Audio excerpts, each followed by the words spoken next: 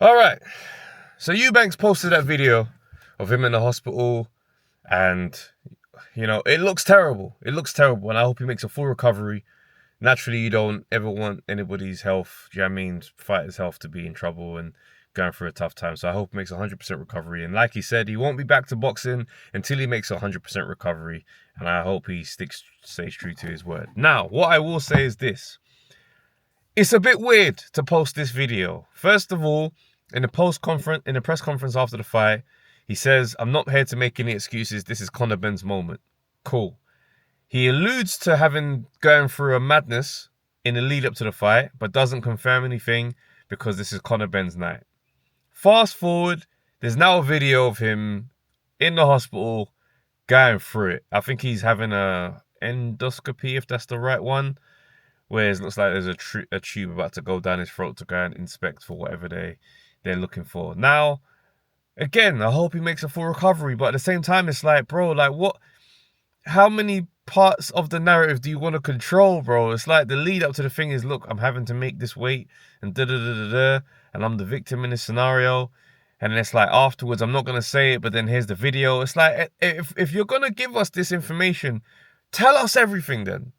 Tell us everything. We don't need clues. Do you know what I'm saying? We like these insights.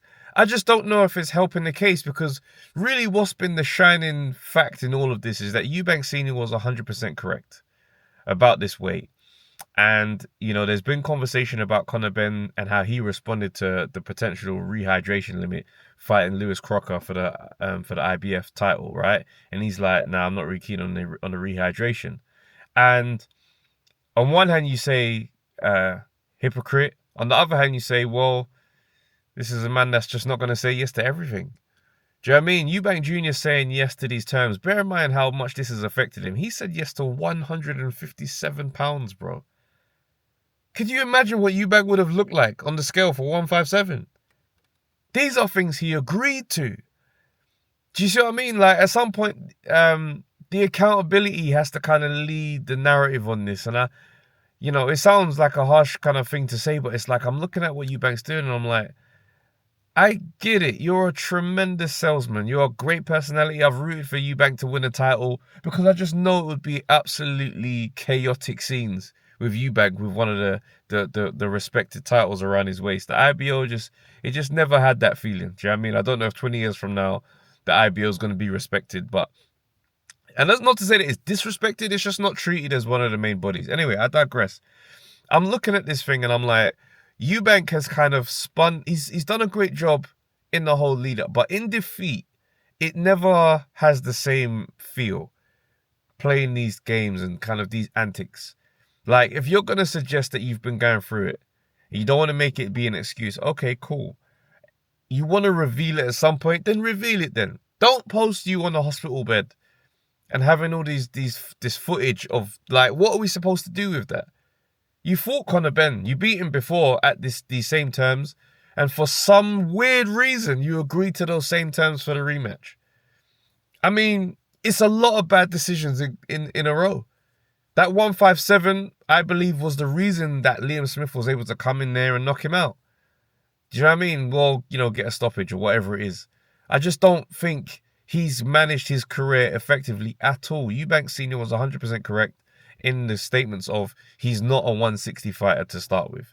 Yes, I know he's fought at this weight, but he should have gone up. And I believe that is the case. Eubank Sr. is 100% correct. It is dangerous to start draining yourself and playing these silly games for the bag.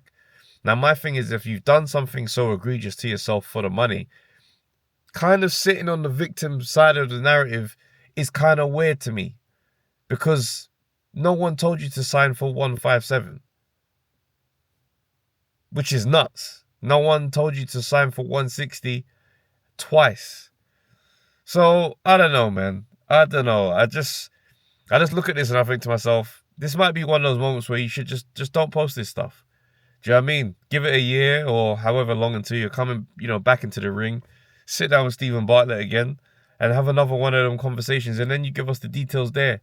But I just feel like, kind of having the noble stance of, I'm not going to take away from Conor's moment, and then coming away and then posting this clip to make it, I don't know, I don't know. It's a bit weird to me. Do you know what I mean? I'm not sure exactly how I feel about it, but I thought, let me say something, man. What do you guys think? What's your reaction to Eubank Jr. posting those clips? Leave your comments below. Let's talk.